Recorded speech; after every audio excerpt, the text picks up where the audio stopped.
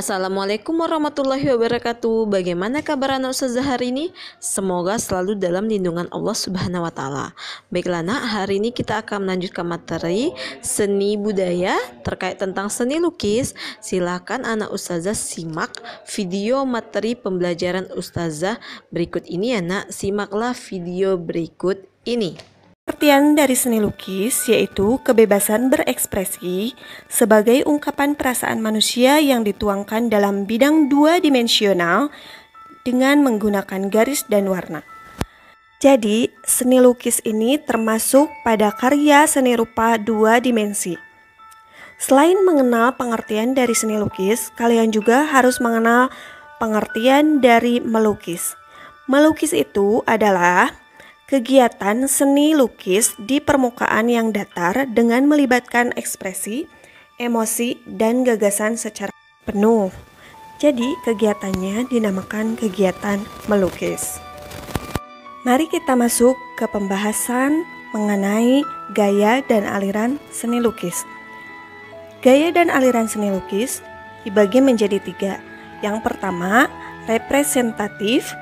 Yang kedua, deformatif. Dan yang ketiga, non-representatif. Ketiga gaya tersebut memiliki aliran-aliran yang berbeda. Mari kita bahas dari gaya yang pertama, yaitu gaya representatif. Representatif adalah perwujudan gaya seni rupa menggunakan keadaan nyata pada kehidupan masyarakat dan gaya alam. Gaya representatif dibagi menjadi 3 aliran.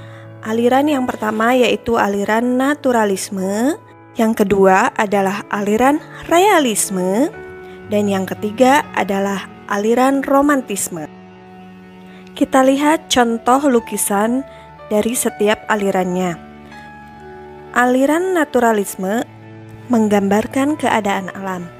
Pada lukisan tersebut terlihat ada sawah, ada pegunungan, dan pemandangan alam lainnya. Yang kedua, realisme, yaitu kehidupan masyarakat. Pada contoh gambar tersebut, ada beberapa petani yang sedang mengolah sawah. Dan yang ketiga adalah romantisme. Lukisan yang menggambarkan cerita romantis, peristiwa yang dahsyat, tragedi, ataupun sejarah. Selanjutnya, gaya deformatif, yaitu perubahan bentuk dari aslinya sehingga menghasilkan bentuk baru, namun tidak meninggalkan bentuk dasar aslinya. Dibagi menjadi 4 aliran. Yang pertama, ekspresionisme, yang kedua, aliran impresionisme, ketiga, aliran surrealisme, dan yang keempat, aliran kubisme. Kita bahas terlebih dahulu aliran ekspresionisme, yaitu aliran seni rupa yang penggambarannya sesuai dengan keadaan jiwa sang pelukis yang spontan pada saat melihat objek lukisannya. Di samping ini adalah contoh lukisan dari aliran ekspresionisme. Selanjutnya, yang kedua adalah aliran impresionisme, yaitu gaya atau aliran seni rupa yang penggambarannya sesuai dengan kesan objek tersebut dilukis. Impresionisme berasal dari kata impression yang berarti kesan sesaat. Di samping ini adalah contoh lukisan dari aliran impresionisme. Untuk yang ketiga, yaitu aliran surrealisme, adalah aliran atau gaya seni rupa yang melebih-lebihkan kenyataan, kebanyakan yang menyerupai bentuk-bentuk yang sering ada di dalam mimpi. Di samping ini adalah contoh lukisan yang mengandung aliran surrealisme. Jadi, lukisan dengan aliran surrealisme ini tidak sesuai dengan logika manusia pada umumnya. Selanjutnya, yang keempat adalah aliran kubisme. Aliran atau gaya seni rupa yang penggambarannya berupa bidang persegi 4 atau bentuk dasarnya kubus.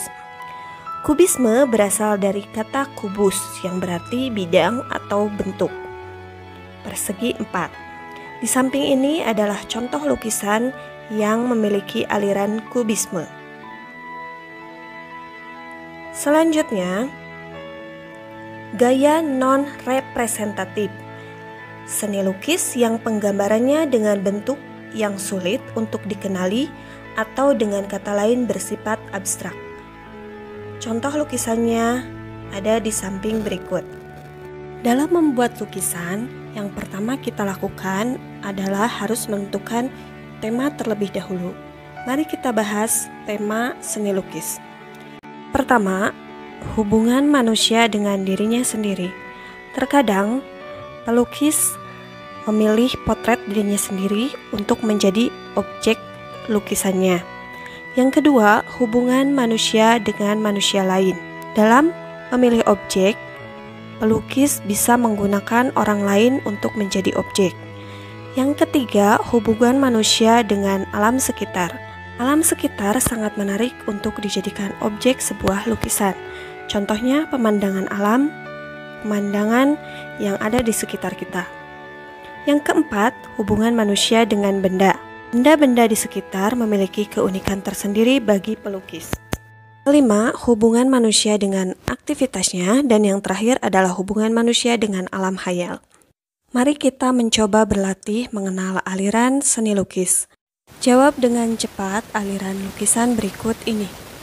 Lukisan yang pertama, apakah kamu tahu nama aliran lukisan tersebut?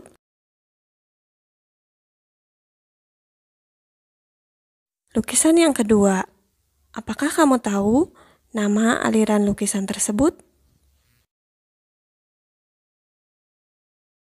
Lukisan yang ketiga, apakah kamu tahu nama aliran lukisan tersebut?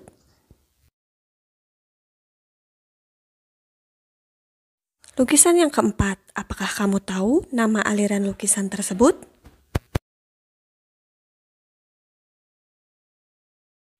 Lukisan yang kelima, apakah kamu tahu nama aliran lukisan tersebut?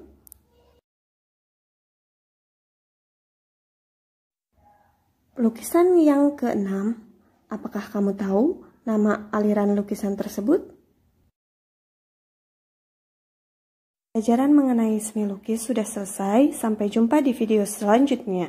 Wassalamualaikum warahmatullahi wabarakatuh.